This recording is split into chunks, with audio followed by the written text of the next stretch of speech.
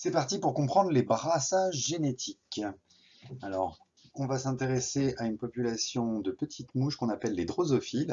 Alors, on va découvrir un petit peu ces petites mouches et elles sont très utilisées donc en sciences et elles ont été très utiles en génétique pour comprendre un petit peu le fonctionnement qui va aboutir à la diversité des individus. Donc là, vous voyez, vous avez des mouches avec des grandes ailes, des mouches avec des petites ailes, des mouches avec des corps sondes, des mouches avec des yeux rouges.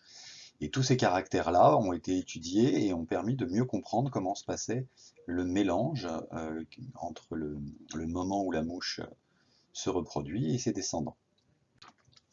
Alors la petite mouche, elle se reproduit comme vous et moi, avec un accouplement qui va aboutir à une fécondation, et cette fécondation va créer des œufs et elle va pondre ses petits œufs. Là, vous voyez un petit œuf.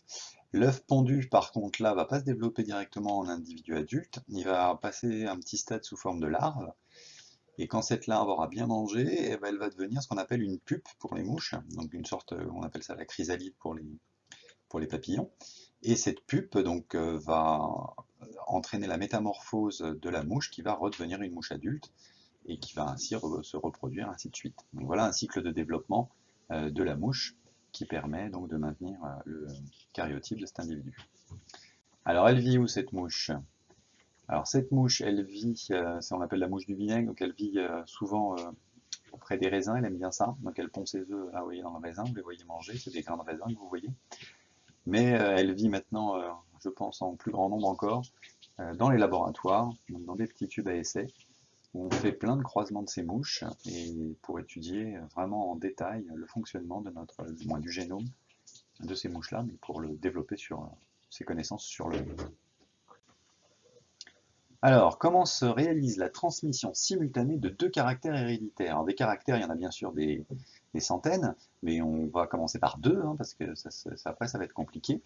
Donc là, on va prendre une première mouche avec un corps clair plutôt et des ailes longues, et vous allez prendre une deuxième mouche le sexe opposé, avec le corps foncé et des ailes courtes. De ce premier croisement, donc alors pardon, ces mouches sont des mouches de lignée qu'on appelle pure. Alors qu'est-ce qu'on peut dire à partir de là? C'est que comme on étudie deux caractères, on peut supposer que ces deux caractères dépendent de deux gènes différents. Un gène qui va coder pour la couleur du corps et un autre gène qui va coder pour la longueur des ailes. Des mouches de lignée pure, ça signifie que ces mouches ont été croisées plusieurs fois pour être à peu près sûr que pour la plupart des caractères, ou en tout cas pour ceux qu'on va étudier, eh ben, ces mouches soient homozygotes, c'est-à-dire qu'elles aient deux allèles identiques pour les caractères considérés.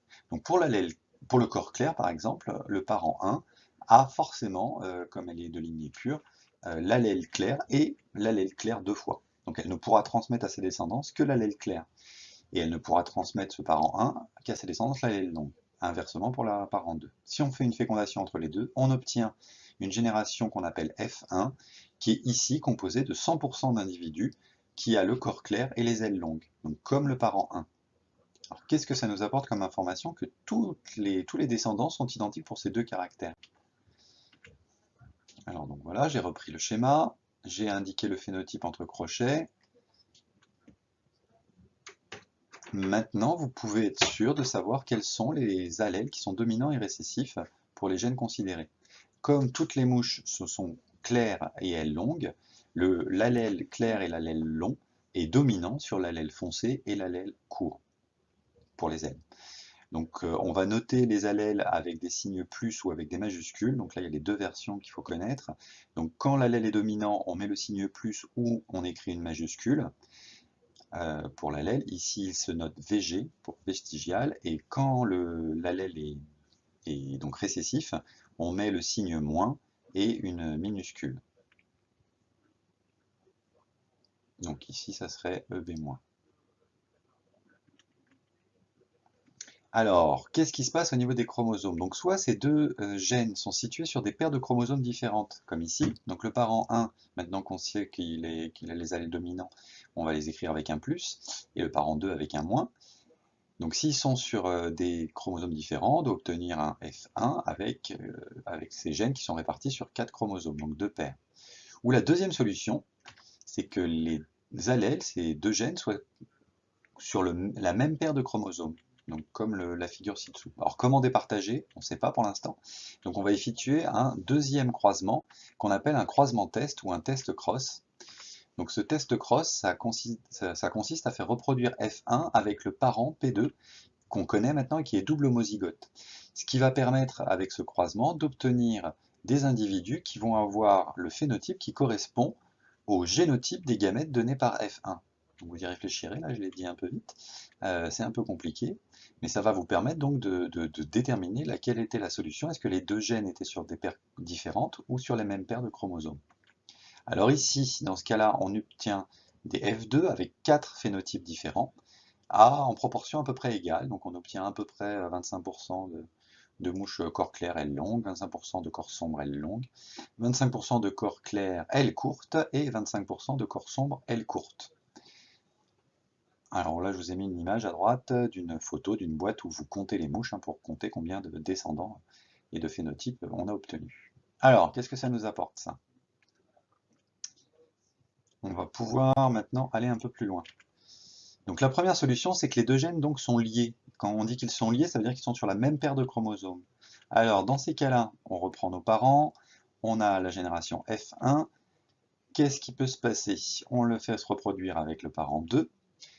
Donc ici, les solutions au niveau logique, F1 ne peut donner que EB+, VG+, ou EB-, VG-, et par contre, le parent 2 peut donner que EB-, VG-, il n'a pas d'autre allèle.